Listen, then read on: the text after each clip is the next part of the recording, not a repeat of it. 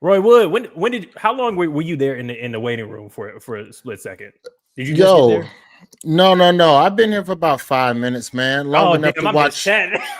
My No, fault. run the show, man. I'm the one late, man. What's happening? No, Yeah, fair enough. I what's funny is that I was in the other room watching that while I was getting my youngins dinner together. Yeah. Before he hit the door. I was trying to play catch up. But see, I try not to, like, with a show like Breakfast Club, I try not to watch the clips that everybody pulls because I like Okay. the context. So I So you like to watched the get, full shit. or at least get a 2-minute run leading up to what was snippeted on Twitter. I think you're on Twitter right now. Yeah. Like, Yeah. I like a snippet. I like a 2-minute run, then see the snippet to get the whole context of what led up to it. But See, yeah. you an actual journalist. Because I'm just Well, I like, got a degree in the let me do the shit. bit. Like, no Oh, messing around. My degree is in broadcast from FAMU. that makes So sense. I process it a little differently. And I did morning radio for about 12, 13 years. So we had to pull clips, and you want to make sure you're getting the context right when you start talking about stuff. But I mean, it's pretty much as advertised from what I've seen. I'm only about 40 Just is minutes what it into is. the joint. Mm. What you see, it's funnier if you watch the raw. If you watch the whole joint, and you see how they just nibbling at them and cutting them off, and it's irritating them, and they cut them off again. And like Charlemagne's one of them cats where once he know he got a thread, he just gonna poke Keep at your hitting it. ass. Yeah. Once he see a nerve, he gonna go for it. It's So do on you you have to not react, to keep the interview on track. have you been on Breakfast Club, by the way? No. I got a Or lot of any? love for him though. I've done pretty much everything but Breakfast Club. A lot of it's been Yeah. scheduling. I don't know. Like I've done Schultz, I've done Hot 97, like I've done Ebro, and like so I've been in that New York radio ecosystem, but hadn't done Breakfast Club. I'm cool with Charlemagne. Anytime I see him out, it's love. What's your because it feels like a lot of these situations seem almost I'm not gonna say fabricated, but it's almost like, how does Dame not know what's coming? You know what I'm saying? Like, there's no way Dame is surprised that this is just gonna be them trying to fry him. The last 2 times he's been on this. What's going on? I don't know. I like Dame. Okay. I can't speak to Dame. I don't know Dame. I'm trying to even think of a time I've been in the same room with Dame Dash. But I would say if I'm Dame, if there's ever a place to go to make sure that I'm controlling the narrative about me and my brand, there's no better place than the Breakfast Club. And you almost have no choice but to go, because whatever narrative that everybody, because he's getting sniped from every which way by so many different people. If I'm not mistaken, you can run the Google device. I think Cameron came out and said something since this interview about basically denouncing some of what Dame said. The VP of PR, the head of PR at Revolt, has come out and rebutted some of what Dame said about his involvement with that channel. And then, of course, 50 Cent is Master Troll 3000, but I wouldn't even say troll. 50 Cent is an antagonist who knows how to use it for fiscal gain. A troll He's just a throws shit. Machiavellian. Yeah. 50 getting something out of it one way or another. He don't just troll for troll's sake. Not all He's the time. selling the vitamin water with a discount code, Debt Jam, whatever. He's With got a Rick plan. Ross baby mama as the logo on the QR code. Like he's diabolical. But I think if you're Dame and you want to try and explain yourself and try and figure out a way to make sure that the story is told from your mouth to an audience, that how do you reach the most people with this narrative? It is Breakfast Club, but Breakfast Club is also, they gonna hold you accountable. As a Sister LaRosa was trying to do, but once Charlemagne got a bone in his mouth, like ain't nothing. I don't know what you can do to try and change the energy of that interview other than stay calm and stay on point and answer the questions. And in that regard, I think Dame kind of fell into a trap. Because I mean, even watching it, there's because I only watched the clips. I haven't watched the context, but there's even parts where I'm like, I've never seen Charlemagne almost ready to fight. Like he seems like weirdly calm to me in situations where he's frying somebody and he's like somebody who wants to fight, like they're furious and he's just joke. But there was a point where Dame said, "I'll punch you in your fucking face," and he was like, "You're not gonna do that. You get your ass beat." And I've never seen Charlemagne say that kind of thing. And I was like, "Oh, that's an interesting energy for the Breakfast Club." I would argue, and I don't know your age, I'm 46, just for context, but I will argue that this interview is not even top 5 most tense Charlemagne on air moments. For the guest or in including the Charlemagne history himself? in on air tension involving Charlemagne and a Breakfast Club guest in real time, I would not put this top 5. It's funny, it's top 5 funny, but in terms of wow, is Charlemagne gonna put? First off, Charlemagne is nonviolent as hell. He ain't gonna never swing first. That's his words, not mine. But Birdman, I'd say, was a pretty tense one. There's been a couple of I can't think, man. The chat. Oh yeah, Lil Mama. He made Lil Mama cry. Yeah. Shout out to Logic, Purple Rain, who raped your sister. Bit like there's. I agree. It's not top 5. But Lil Mama was never jester, gonna be somebody clown that was gonna punch back. But if Charlemagne got a way to kind of poke at you a little bit, he gonna poke at you. But I think somewhere in there, I've always felt that Charlemagne is net positive for journalism because there's a degree of accountability that he's going to hold you to. Now, he may not always be everybody's cup of tea in how he approaches his questioning, and he might be a little more blunt than you like for your interviewer to be. But, you know, to their credit, they came out the gate. That's the other thing I love about the Breakfast Club. It's not a lot of back and forth of how you doing and what project is it. Dame sat down. Straight Dame knew. If you go back and you watch the interview, this is why I like watching the full joint.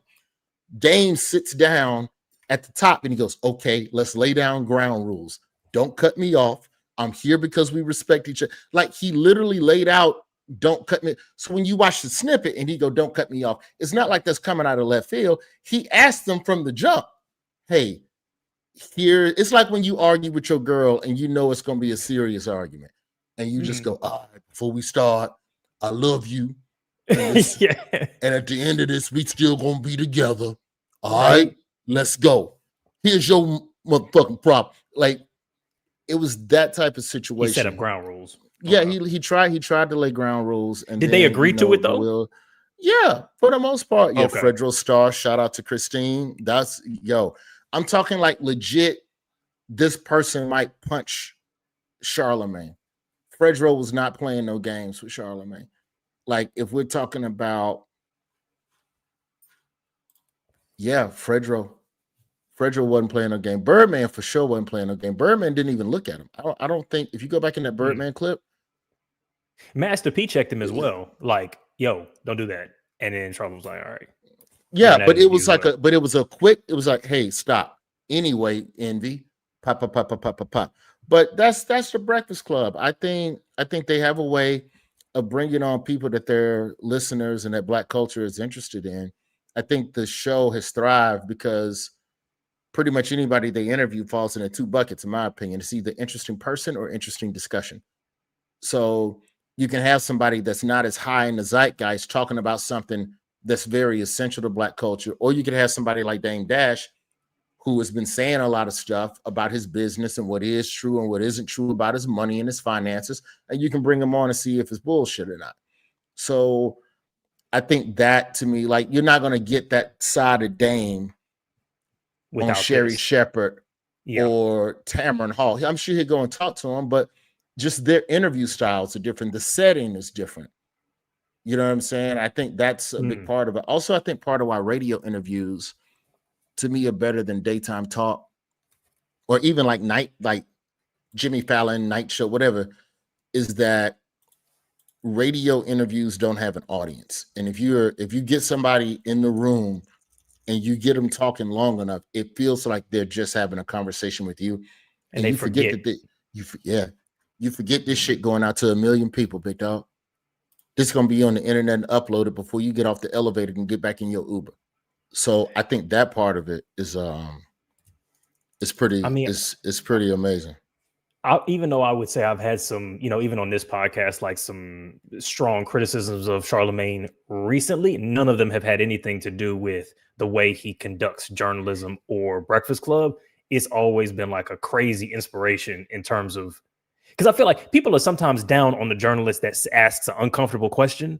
Like when they're the person that they love comes on and then they get asked a real question and they're like, oh, how could you ask me that? And they leave, it's just Tyson, it's Trump, whoever. And the journalist has asked the question that everybody wants to know.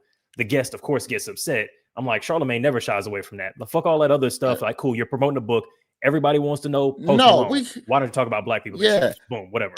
It's like, I think people get twisted up on Charlemagne the journalist versus Charlemagne the pundit over on, say, Brilliant Idiots with Schultz, or when Charlemagne is on Comedy Central on Daily Show, or when he pop up on Fox News and he say something you don't agree with over there. But there's nothing he says outside the Breakfast Club that he wouldn't say on the Breakfast Club. I just think once he's on that show and in that forum, there's just a little bit of a journalistic turn up on him, because he has an opportunity to try to poke holes in people who come on there trying to push a narrative, and he ain't gonna let you just skate by with that. Oh, somebody, Cova's Lookout said, don't forget, can I get a drop? I don't know if you know that one. Oh yeah, no, that they brought that up in this one, that because it was like 4 guys ran up on him, and he ran away. He said it in the work. Yeah, as you should. It's a 4-on-1. That's a fade. Man, Dame was talking about, like, he said during this interview, if 10 dudes ran up on you and you're with Charlemagne is running. I'm like, Dame, in the example you gave, you're getting beat up in front of your girlfriend. Like, as a woman, this is to the chat. As a woman, would you rather watch your nigga get beat his ass for 10 minutes, or would you rather run with him and go get a cheeseburger? Which one feels more masculine? You ever see them videos of the dude getting a fade and the girl be like coming in trying to fight, and then she get knocked out too? Baby, go get the car. Now y'all both asleep. Shit, nah. One of us got to call the fucking ambulance. Yeah. You just let me get my ass whooped. Hopefully they won't kill me. We need to have a conversation as a race. Because I've seen something all the way since the World Star days, when people used to scream World Star during fight videos. If you have a friend and they got knocked out, black people, you have a friend and they got knocked out, stop picking them up. Let them sleep. Ooh. You ever know, as soon as somebody get any video, pull up any knockout fight, I thought that's what you're supposed to do, like CPR. Dude get sleep. No, I'm asleep. What the? It don't matter. And if I hit my head on the concrete, I might have neck damage. No, man. You're right. You're not supposed to move the body. You're right. At best, I've heard that before. Roll them on the side so the airways stay open. You don't, you know what I'm saying? Position. But like this. If you got knocked out, you are knocked out literally because your brain short-circuited. Your brain, and you went to sleep. And the first thing you're gonna do is pick somebody up. Get up, Jimmy. Get up. Bitch, I'm asleep. Stay with us. You probably killed him. No, I can't stay with you. I got knocked out. So just let me lay here. Like, I ain't never understood black people trying to wake up somebody who got knocked out. Damn. Let that nigga sleep. Hey, look, you've really called me out, because I never would have thought that you're supposed to let somebody. I'm like, because in the movies, when you start falling asleep from being too cold, they're like, don't fall asleep, because if you go to sleep in the cold, you die. Is that fake too? I'm not a scientist. No, that's hypothermia. You talking about another condition, nigga. That's a different situation. Yes, stay awake. Stay awake. Okay. If you are, but if you get knocked out, stay awake. If you get knocked out, the brain will reboot itself. I know that's not the best analogy of words, but basically, when you get knocked out, your brain reboots. It's like doing a hard reset on your iPhone. Wait for the Apple logo to pop up, and then eventually, motherfucker wake up. So you can't just be moving people and moving them around, because then when they come to, they still ain't got their motor skills. You ever seen when a boxer gets knocked out, they leave him on the ground, and his team comes over and they go, hey, they rub his back, they put the smelling salts on him, and slowly wait for the boxer to naturally come to. Then they do a neurological assessment. They sit him up, they put the light in the eye. Y'all niggas done pick this motherfucker up and dragging him to the Dodge Charger that's 4 blocks away. Spinal column all disconnected. Yeah. Fair. Okay. True. So speaking of folks knocked out, spines disconnected, I know, like, as a comedian, especially a comedian who covers political shit regularly, I'm so curious of your take on all the Charlie Kirk jokes and where comedy falls into this. It's gonna be a lot of critiquing of that, bro. Like, I think what's unfortunate is that everything that's happening with Charlie Kirk, just on the joke side, it's a nuanced conversation where no nuance is being allowed. So you got folks on the left that's going, all right, well, y'all make fun of these dead folks, so we gonna make fun of this one, Of y'all dead and it's folk. gonna of y'all dead folks, and we just gonna keep the damn thing moving. It ain't gonna solve shit on either side. So I mean, you want to get your jokes off, okay, but if the end goal is, oh, how do we? I think part of it also is that if we just talking on the liberal side, I'm not even talking about just black folks. I'm just talking liberals, right? If we just talking Democrats, you got half of like black. No, I am talking black folks. Okay. You got half of them that's gonna go, how do we reason with Republicans? And you got another half that's going, fuck Republicans. We don't need them. We got enough votes over here to take the country back, blah, blah, blah, blah, blah. I think all of that's going to pass. I think what's going to be dangerous, though, I'm more concerned on the other side of Charlie Kirk. Once we get, like, say, a year from now, 2 years from now, you see where Trump and the DOJ, they saying that, I can't remember, one of the Department of Justice women, I should know this shit. I worked at the Daily Show forever. Come on.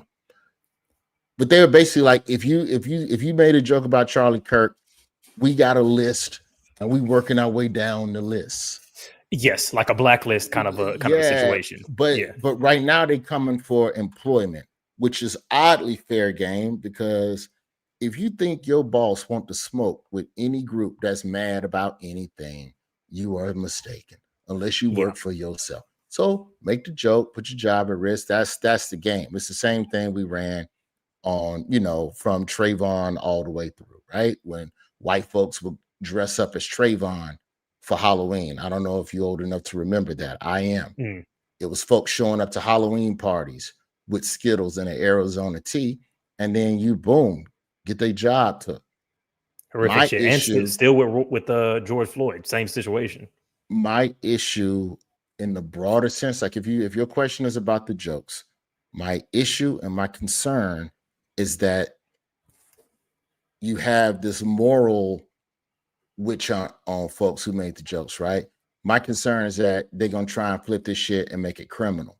And then it becomes some sort of one-sided way to just start fucking with people. And so to me, I look at decency laws and profanity laws, and to me, they're like societal traffic tickets, right? Where I can't get you on this big thing. Oh, but your headlights out. So now I got you. And now because I got you, I'm going to get all this other stuff and try and fuck up your life.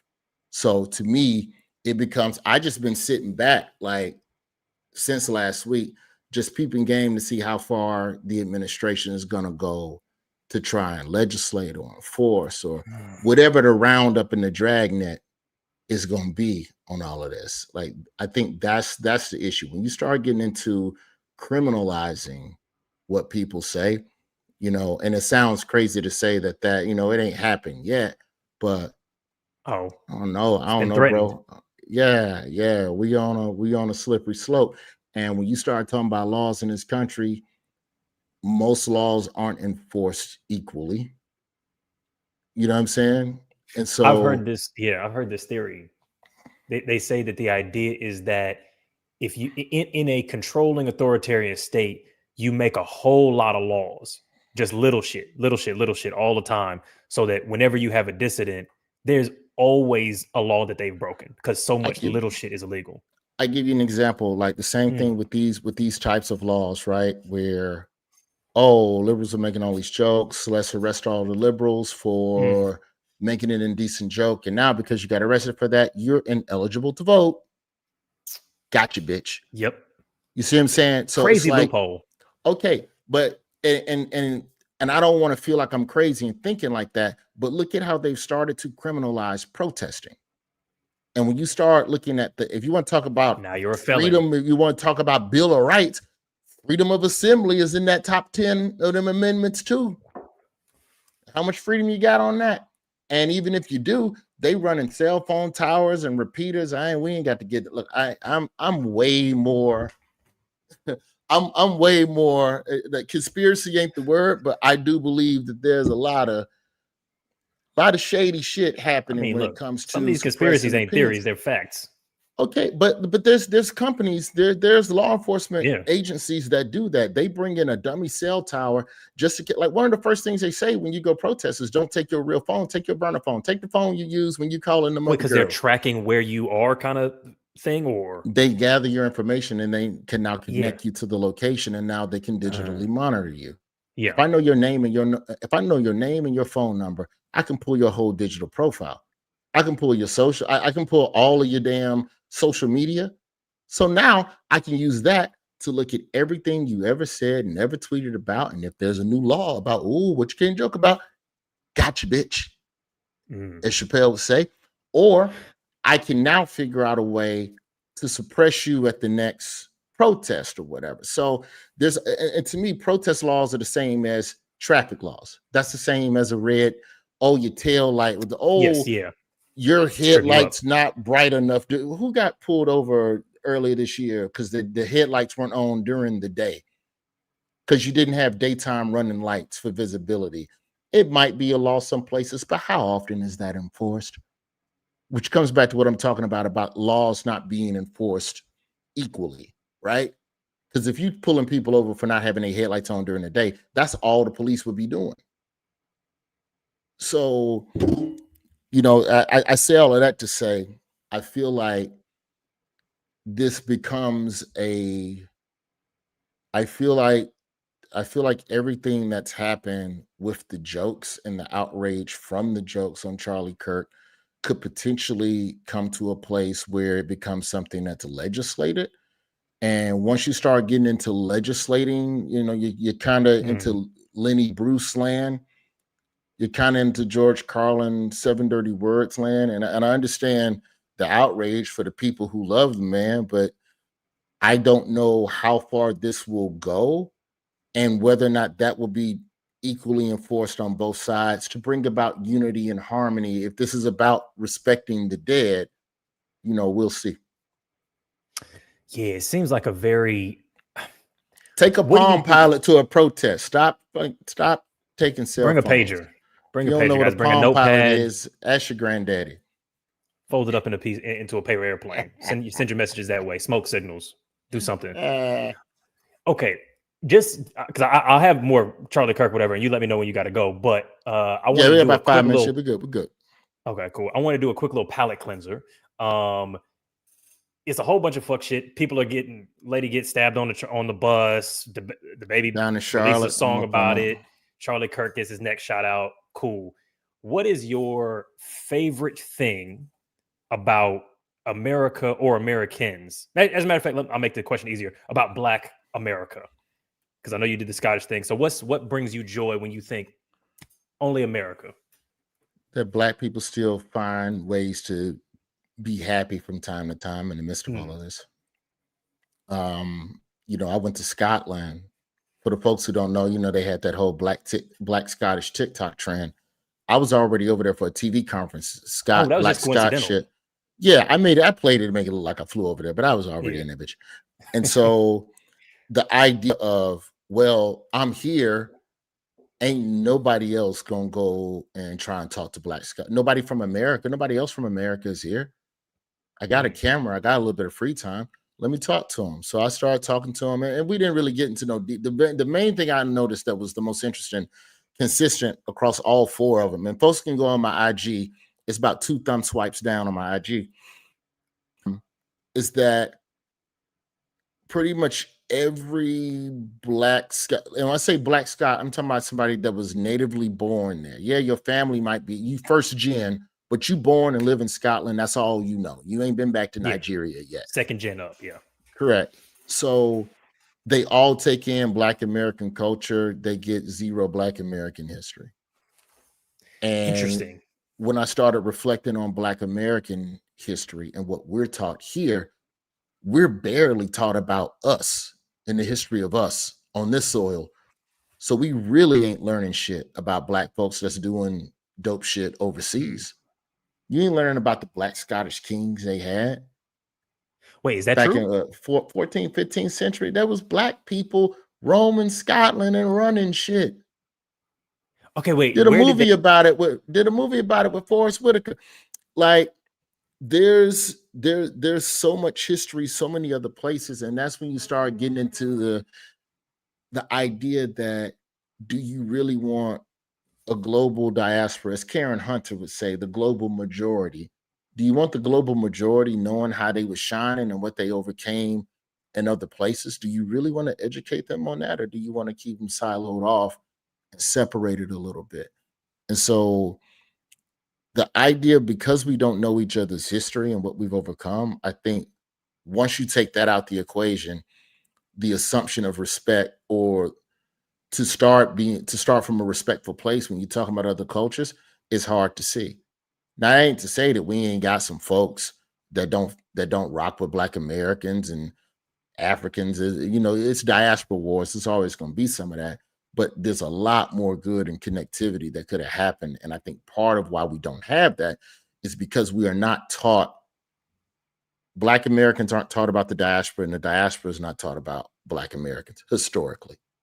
They No, finna very learn and about fucking Tulsa in no. You Ireland. know what's crazy? We did a trip to the UK about a year ago to just collab with Black podcasters over there. And I've traveled, I would say, like I've traveled a fair bit. So I've met Black folks in a few different, totally different like contexts. And there's always this talk about the diaspora war, but I think I'm always shocked at how much of a common language there is. Like you land in the UK or you land in Brazil or you land in New Zealand and you meet somebody Black, and it's like it's actually crazy how on the same level of communication you are. But Uh-uh. what's then crazy is that I think that they get more of our shit than we get of theirs. And that's kind of true in general for America. But you hear their stories of their oppression you hear about farming or you hear about the Windrush generation in the UK, and you're like, oh, I didn't know shit about this. And it's crazy. It's the same playbook. That's one of the things that Yeah. blows my mind. Yeah. Quick fact check on myself. Somebody in the chat, they write, last king of Scotland was I didn't about want to Idi say Amin. it. Yeah, no, I didn't check want to me. say it. Yeah. Check me. That's Okay, how, but yeah. see, that's how we Yeah. keep the information from being misinformed. Okay, cool. You were flowing, so I was like, all right. No, But yeah, it was yeah. Kenneth and Dunn was known as Kenneth the Brown. The term brown was sometimes used in a way that could have indicated skin color, but does not necessarily imply African heritage. I'm gonna say Black because the nigga named Kenneth. No, that can't. Yeah, that's. I'm happy to say that we don't have You any in the pictures. 10th So century named Kenneth, I'm gonna claim that one as Black. yeah, Kenny from the Scots. Come on, that's got to be. But yeah, man, I just think that, like, I went to FAMU, right? And I had an African professor, a native African professor. I don't remember the class. It was a business class. And Buddy told us straight up one time. We walked in the room. If he ain't like your outfit, he send you back to the dorm. You are not dressed for education. You are dressed for sex. Go back, or I will flunk you. And I'm always. And that was my introduction to, because you got to remember also, I'm from Birmingham, bro. We didn't have like 80s, 90s. I came out of high school in 96. Birmingham was still properly just Black Americans for the most part. So this idea of Caribbean and Africa, like, yeah, none of that. And if we did, it was one of you, and you was in the foreign exchange class with the girl from Russia. Completely distant, yeah. Yeah, so it wasn't, that wasn't the norm. So it was easy off the jump to start thinking about having a negative attitude towards folks who weren't Black Americans. But no, it's there. It's 100%. It just never stuck with me. I mean, there's definitely this beef, and I understand it. I just feel like there would be less of it if there was more of an education on both sides on what folks, have overcome. I think a lot of that also is rooted in, a lot of folks who come to America, you work in disrespect to African Americans, but part of why you even considered this country as an option is because of the work that the locals put in. You know what I'm saying? And I think that there isn't always necessarily a proper, straightforward acknowledgement of that. And I think that's a piece of the tension as well. And that ain't got shit to do with having a history lesson. two totally, that's a whole It's just different, respect for where you're whose home you're entering yeah, into. Yeah, I yeah, think like I guess because I don't want to. I'm not going to pretend like African booty scratcher was not a thing that was said in lunchrooms because I'm from Atlanta. absolutely, I'm from Atlanta. Like even in the context that you said, like my family's from Mississippi, so it was even less there. But like in Atlanta, it was like two kids from Africa. You know what I mean? And it was a very yeah, distant thing. And the most that they would integrate was to replicate us as a way of assimilating and to just be as similar to us correct, as they could land. But I think over time, especially over the last like 10, 15 years, that has changed a lot. But I don't want to try and erase history and act like the diaspora wars isn't a real thing. I guess I just really like to emphasize how welcomed and beautiful I've felt the connection every place that I've traveled and met Black people. I've never had a negative experience or an experience of regret. The only weird experience is sometimes I feel like we try and borrow each other's struggles in ways that I don't think make sense. I'll tell you, this shit was crazy. We went to a play, and shout out to these brothers. It was an exceptional play. This is no disrespect. Love it. Can't wait to go back to UK. We went to this play called For Black Boys. It was about Black mental health, suicidality among Black men and Black boys. There was a scene where this brother from like Essexshire or whatever goes, man, they was whipping us in the South. And me and my homeboys looked at each other like, they was whipping niggas in the south of London? That happened there? And I'm like, after what we were processing, it's like, y'all have plenty of oppression that happened in the UK in London. Like that happened to y'all. yeah. You don't need to borrow slavery. That It wasn't a cotton there. field. It's just that they weren't in the cotton. Cotton don't even grow in the UK. It's cold as shit. So that's maybe the only criticism I have. Also, I wouldn't mind if we had. I feel like we need to do an exchange program on some of these UK people playing Americans. Like, shout out to Idris Elba, Stringer Bell. Shout out to Damson Idris. But I feel like why don't I get to play Kenny from Kenny of the Scots? You know what I mean? I feel like it's not fair. Yeah, because y'all don't work on the accent. Y'all can't do that accent. Let me tell you how cold Damson in it. Let me tell you how cold. Let me tell you a quick Damson Idris story. I got bounce. Okay. Yes. So 2017. Maybe whatever it was Essence Fest 2017, if I'm not mistaken. Fact check me, chat. But it was leading to the season premiere of Snowfall that fall, season 1. Okay. So Damson is already in America. They done already shot they getting ready to shoot and all of that stuff, right? For that summer. He's at Essence in New Orleans, and he's hanging with me and some of the I'm cool with some of the cast of Queen Sugar, which shoots in and around New Orleans. And so we're out that night. I don't know Damson. You just, as far as I can tell, you the nigga hanging with Jesse T. Usher, and I know Omar J. Dorsey, the Hollywood from Queen Sugar. That's my dog. So you with them, cool. Damson is sitting there chilling. What's up, man? How you just smooth English. And then I see Snowfall. I'm like, that's a good brother. That's a good West Coast accent. That English, that American brother. Oh, that's good. And then you see him in the interview. Well, I mean, all right. Hello, in it. But he came and was working on his accent, and part of it for him, part of his preparation was immersing himself in all of these different parts of Blackness around the country. And I was like, all right. Gotta respect that. Even if you wish the role went to somebody who was from Inglewood, I understand. But it's not like Buddy did. Man, that motherfucker prepared. He put in the work. I'm not saying he don't deserve it. Yeah. Because here's the thing: part of why you be mad when you find out they British is because it was good and you believed it. That's why you be mad. I did a joke about that shit. Some of them, I feel like sometimes they pick the wrong. Okay, like and. Please don't let me over talking and keep you. No. This brother Jacob Anderson, love him. He's Grey Worm from Game of Thrones. Okay, he was with Khaleesi's right hand with the girl. They were like the couple. Yes, PP Chop. He was Unsullied. Yes. Unsullied. Yeah. He is. He plays Louis Dupont du Lac, a Louisiana brother who's a vampire in this show, Interview with a Vampire. He is doing like a general, like almost Atlanta accent in this show.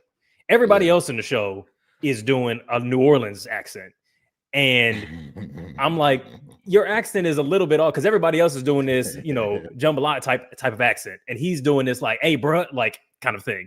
And I'm like, it's good. I thought he was American, but then I'm like, why is he doing a different accent? And then I looked it up. Yeah, I mean, but I always wonder though, if you look at like say Brian Tyree Henry, who played Paperboy in Atlanta, did you feel as betrayed? He went to Morehouse. He an Atlanta nigga. But then you hear Brian Tyree talk, he's much more proper and formally trained, and his enunciation is much lighter than what he was when he was hey Al, Paperboy, where the fuck Paperboy, I'm all about my well, the role of Paperboy. Like, is that the same? Because it's like that's I personally don't think it's a code switch because he's a Black American, but he definitely had to tweak. He had to tweak something. It's just he probably did some, because I also think there's a difference between tapping into something and training to do something. Yeah, I mean, but he grew up in that. If he's from Atlanta proper, he's tapping in. Yeah, that's a different thing. I was Memphis to the 3rd grade, Birmingham, then Florida. My mama's side from Clarksdale. So if you hear me talking, I have to fight to not sound Southern. This was so crazy for me because you saw me on Daily Show for 8 years, and then you see me now on CNN, and it's a little bit more upright.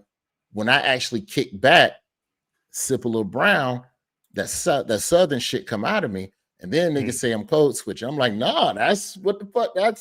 No, it's a factory reset. That's not. I'm not switching the code. I'm bringing back the old code.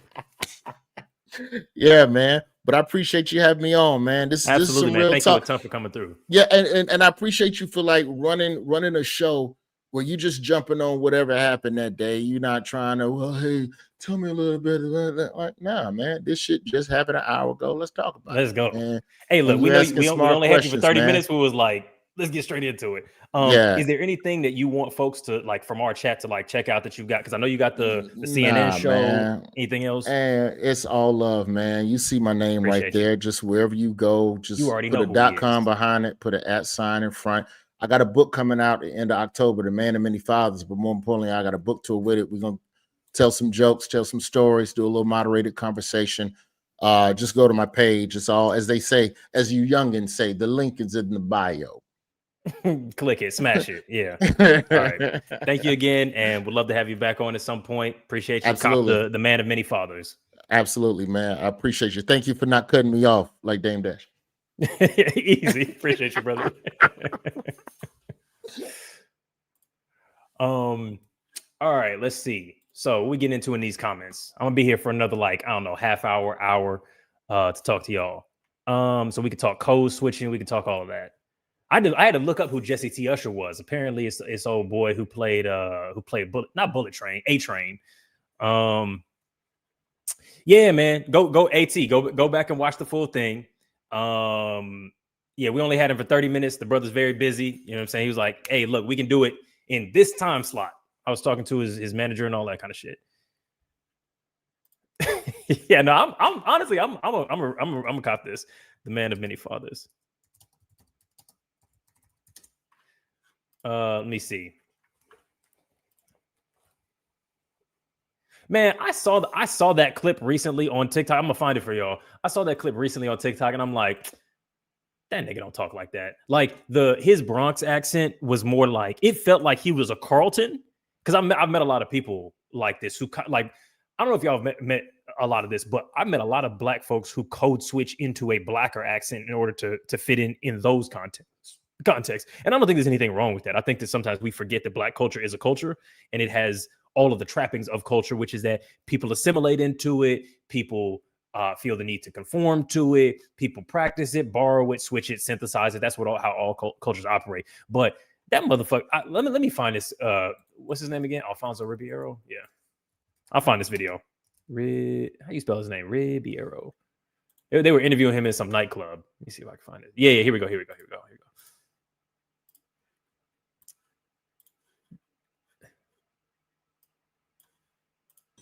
First off, Alfonso Ribeiro, what's going on, Big Daddy? Man, I'm just chilling. You know, it's time to be out, have a good time.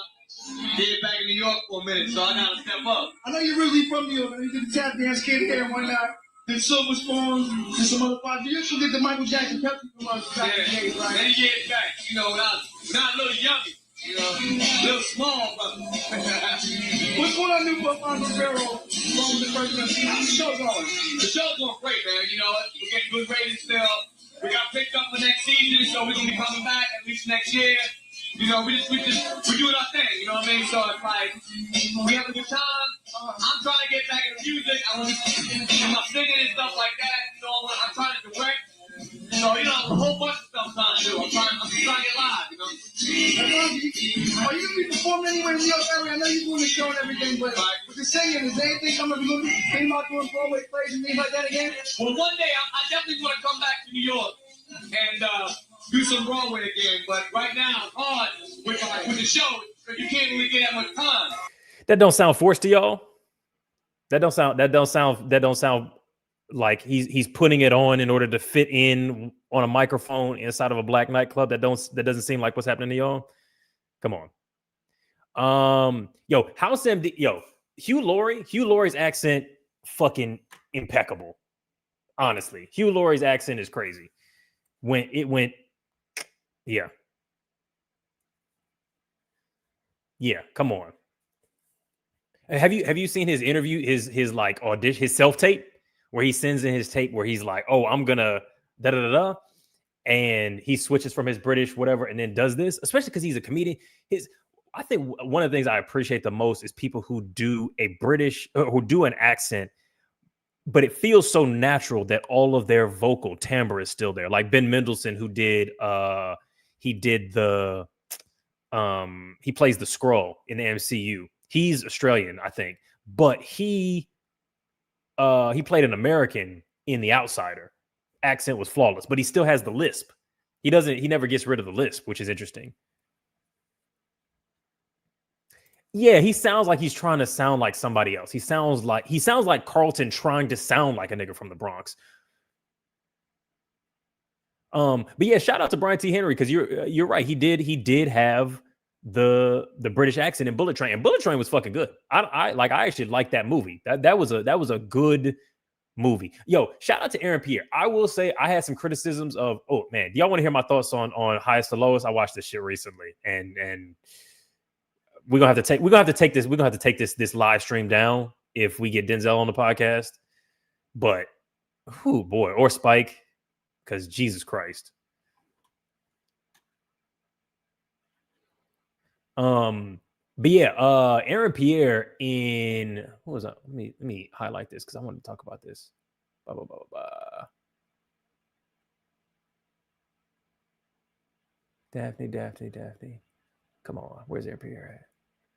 Anyway, Aaron Pierre in Rebel Ridge was impeccable. Like, that was Denzel levels of masculine black charisma. Holy fucking shit. The only thing is, I wish that they had I kind of low-key wish they had given him like a love interest. And I also wish that I feel like they put slightly too much Negro sauce on some of his lines. Because I was looking at it, and Rebel, let me just double check this. Yeah, Rebel Ridge was directed by a white man, which I'm not surprised. Because there was a lot of moments where he was saying stuff where they were like, it was basically that Key and Peele sketch where you could tell there was somebody who was white, who was giving a black non-American actor like black American lines that didn't even make sense for the character. But otherwise, that maybe only happened like 2 out of 3 times. Like, I'm talking about the difference between like an 8 out of 10 movie and a 9 out of 10 movie. It was still just one of the best movies I've ever seen. Like, I sat down and, because I watch movies weird. I watch movies in parts, like just whenever I can get time because of the way my schedule is set up. So I'll sit there and watch 15 minutes of an episode, and then I'll just watch 15 minutes of a movie and then come back to it when I get a chance. Kind of like reading a book.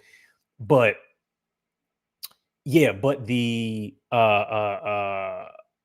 I sat down to watch 5 minutes of that shit, and I just watched the full 2 hours. I was late for whatever I was going to, because that shit was just minute by minute fascinating. So good. It must be what white people felt like during Rambo. Let me see. Oh man, let me tell you. Okay, so let's talk about highest to lowest. Let's talk about highest to lowest. Man, garbage, straight garbage. And it's unfortunate how bad it was. Man, like I just rated it. I would say like 1.5 stars out of 5. It's like it was really like it was like a 3.5 out of 10. Man, honestly, there was nothing good in this movie. Like every element of what a movie is was bad. I'll take that back. The one saving grace is the folks that I watched it with. We were dying laughing the entire night we were watching this shit. It was hilarious. Like the set decor was hokey. They weren't really in New York. They were like in a high rise filming into a wraparound, like an obvious wraparound screen. The lighting was crazy. Denzel's like, sew-in was like just not well done. Unfortunately, one of the biggest issues with the movie was that the characters didn't make sense. Like Denzel's character, I'm gonna get spoilers. So if y'all want to watch it, just leave. But Denzel's character was the protagonist, and there's nothing wrong with having a protagonist who is bad, right? Alonzo in Training Day isn't the protagonist. Ethan Hawke's character is, but at least we understand. Cool, we're watching a bit of a villainous character, and even to some extent, Frank Lucas in American Gangster, similar kind of a situation. But the problem is, with those characters, we at least knew that they were troubled or bad. Whereas this guy, he's basically a Diddy Jay-Z fusion, but the movie is trying to paint him as a bastion of traditional Black masculinity and achievement. Throughout this movie, I'll give you the plot. So the plot is hip hop mogul, son gets kidnapped. They want a ransom of $18 million. He's getting ready to pay it. Then they find out that they didn't actually kidnap his son, but they kidnapped his good friend's son instead. And so now they're like, well, you still got to pay unless you want your homeboy's son to die. And so now he's like, oh, well, should I? And it just makes him look like a complete fucking scumbag. Some of the shit that he says to his friend. And the way his friend even responds to it after the fact is just like, and the kid is his godson, right? Like he refers to the kid as his godson. When the kid comes up to him during basketball practice, he says, hey, David. And he says, excuse me. And the kid says, sorry, Mr. King. So he's imposing this like Black power structure on this youth who he was willing to let die. Also, beginning of the movie, one of the first things he does is, first of all, he's like, Denzel is like 70. The woman playing his wife is like 35. So he married this lady when he was like 50 and she was like 25. Anyway, so that's weird. But anyway, in the movie, he basically decides that he's going to try and buy back a part of his record company, which is like a $15 million deal.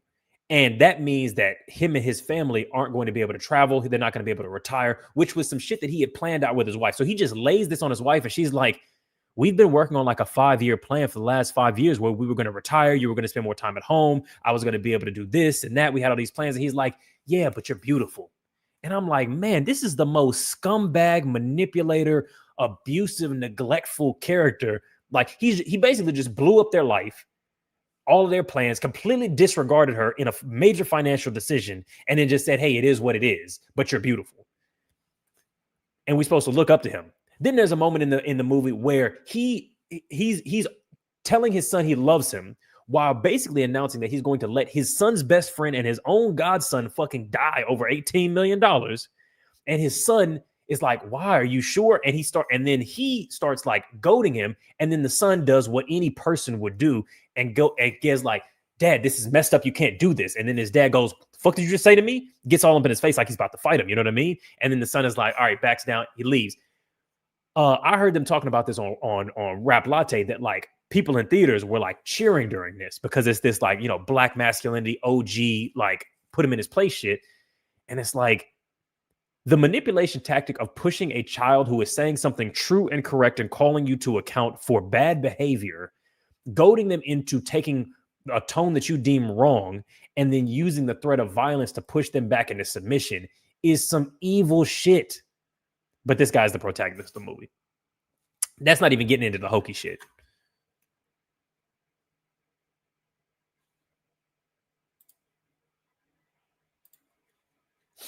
Man, Ice Spice was so it was a bunch of New York like people in it. ASAP was in it.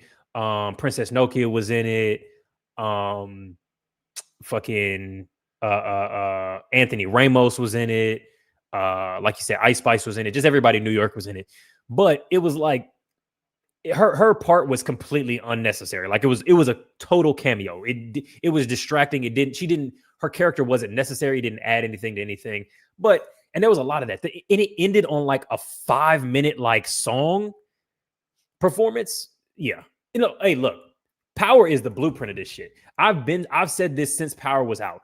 The hate that Tariq's character gets is emblematic of a problem we have among the Black community when it comes to what parenthood is supposed to look like.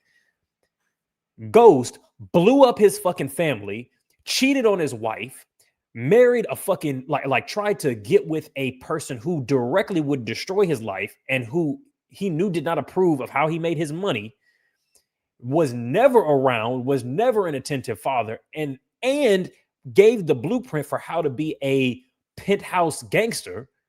And then when his son starts doing penthouse gangster shit because he's unattended to, unloved, has nothing else to do, then Tariq he's an unraisable child. You didn't even attempt to raise him. Kanan would not have been able to fucking lead Tariq astray if you had showed up to a couple of basketball practices. Do you know how fucking inattentive you have to be as a parent for another grown ass man who you thought was dead, who is your immortal enemy, to come in and become his fucking mentor? Do you know how crazily checked out you got to be of a child's life for that to happen?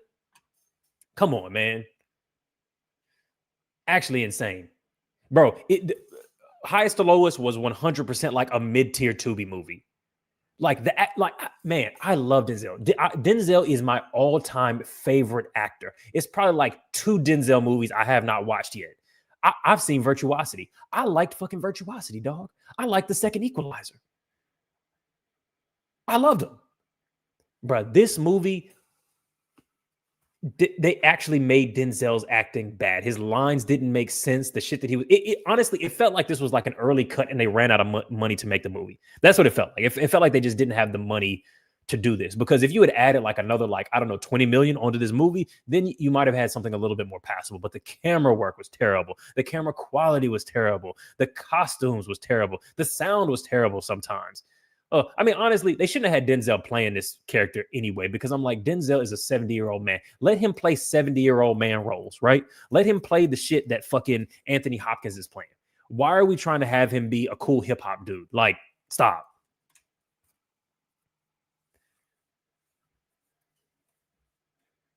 Okay, what's the long walk about? Tell me about that one. Like, what's the deal with that?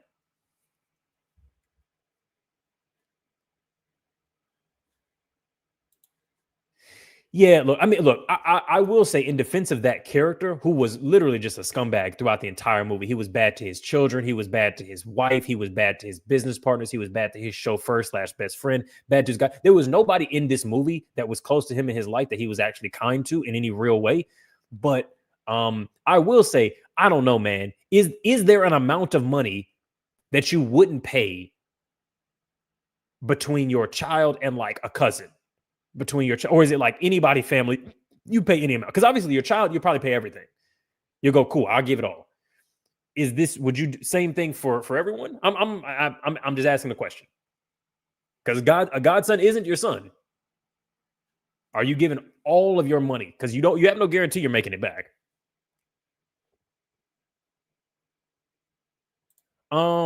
Magazine Dreams isn't that a Tubi movie technically?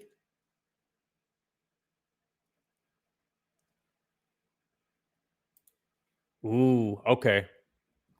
Yeah, and what's the tone of it? Because it seems kind of like, it's Saw, Alice in Borderland, Hunger Games, fucking battle royale type shit. Is it like that, or man, honestly, it really felt like a Spike Lee, like it felt like a Spike Lee caricature, man. Because I love Spike. I love because Spike is an auteur. He stylizes what he does. The speech is poetry. The what's in the frame is a triptych. It's a diorama. It's here's a medieval Renaissance scene. The way shit is composed, people talk to the camera. People are on a dolly. He does this almost dollhouse style directing sometimes, and I love it. He didn't have the money to do it throughout this thing, and there were so many things where it was like he was doing a version of it, but it just came across.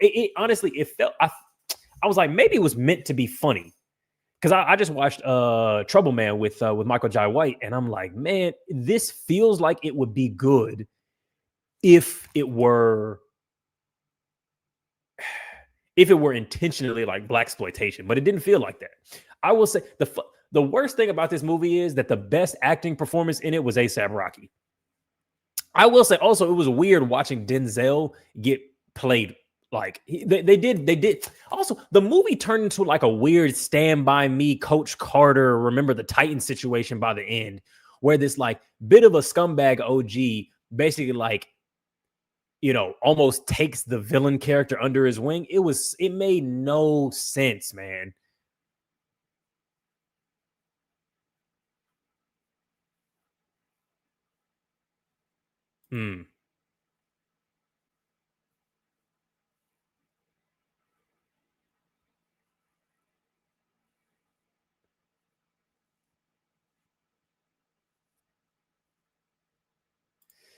Yeah, I think also it definitely feels like Spike is trying to reheat nachos, and he's trying to. There's so much like these new kids don't know kind of stuff in the movie, and I'm like, you don't need to do that. Like you can just tell old man stories, like because the whole movie felt like old man raps. It was like, we can't be dealing with this AI. It's got no soul in the music. You know what I'm saying? Use some Barry White in your raps, and it's like, man, what do we? You could just do you could just tell your story. You don't have to, like, Inside Man was a great fucking movie. You don't have to try and recapture the youth and just tell a Spike story, man. Like, it was a very much, he still got it. Man, there's this scene where they had to have Denzel's character jump over a New York City metro turnstile. And I was like, with the people I was watching, I was like, let's see if they really have Denzel jump over this bitch. Let's see if they really, and then it cut to behind him. I was like, like right on the jump. I was like, there's no way. Like they stunt doubled all throughout that shit. I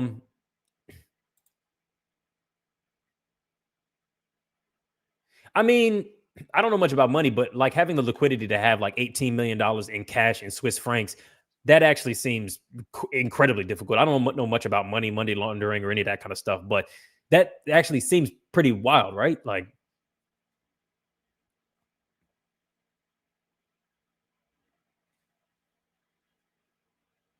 yeah, and I saw them talking about it, and I saw Rap Latte, King Green and Tori talking about this on Rap Latte.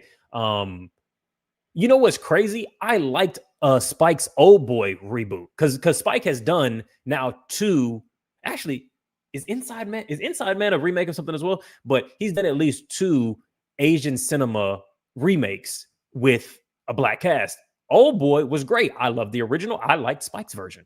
Most people hated Spike's version. I'm shocked that people like this version of High to Low, because it's like, man, yeah, apparently it just does not it doesn't stand up to the original. Five Bloods was good.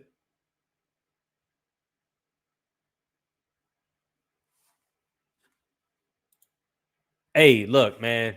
Sorry, McLeod. I like that shit. That shit was fun to me. Which movie I bastardized? What'd I do? I didn't do it. It wasn't me. Yeah, Five Bloods was solid. Five Bloods was solid.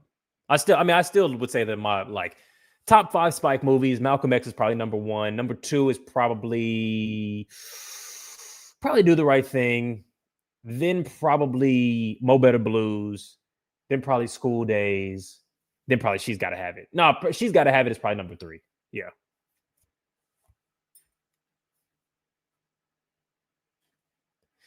Yeah, I don't. Man, it was. Whew, boy,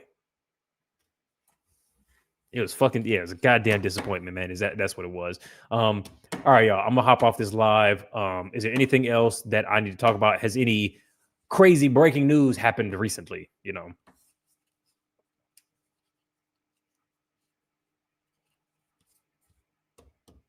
Anybody want to hit us with the super chats? You know what I'm saying? Come on. It's a small business. What are we doing?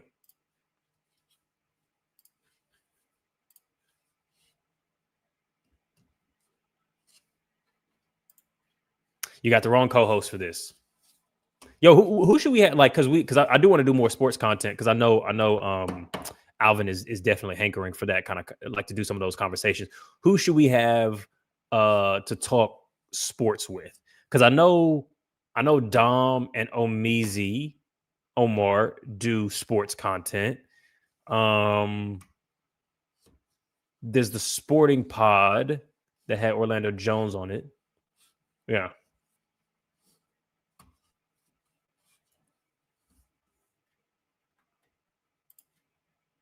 Yo, shout out. We got one gifted membership. Yo, how do gifted memberships work? Just by the way, like how do people, how do people redeem them? Just so I know how to facilitate that. Because I know if, like, some people got it, some people don't got it, and people pay it forward. How do you get it, redeem it? Yeah, we never talked sports with, no, we did talk sports with FD. Yeah, okay. Adrian Foster, who's that? Bomani Jones, yeah, he's definitely on the list currently. Oh, Jamel Hill, yeah. What's her deal? I don't. I've seen her a lot, but I've never quite been able to get a read on her vibe. You know. Yeah, no, we did try and get Legend of Winning a while back. Maybe I hit him up again. That was maybe like a year ago that we spoke to him.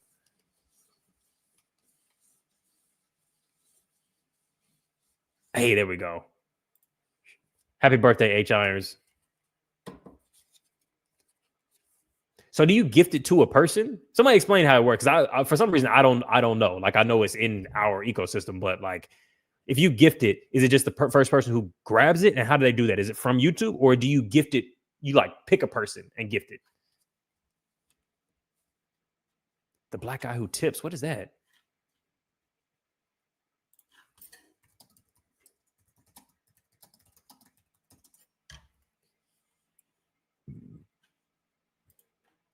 Oh, Rod and Karen. Okay. What kind of stuff do they do? Is this like anime? Okay, let's get these guys a follow. Let's see. Comedy and pop culture podcasts. Okay, bet that. Done. All right, everybody. I will. Oh, wait. Okay, hold on. I think it's random, or you can gift it directly. It's from YouTube, like it's on their platform. So you gift it and it gets randomly assigned to a person. Okay, that's shout out. Bet. Nah, Eddie always got to get his cut. All right. Peace, everybody. Thank you for coming through on the stream. Much appreciated. For those of you who are members, you better replay this if you want to go back and watch the Roy Woods Jr. thing. I'm not sure if, maybe we'll just leave it up and just, make that the episode by itself. Yeah. All right. Peace, everyone. Much appreciated. We will see y'all this Saturday. And we got a special guest for y'all. I think y'all are going to like it. All right. Peace, everyone.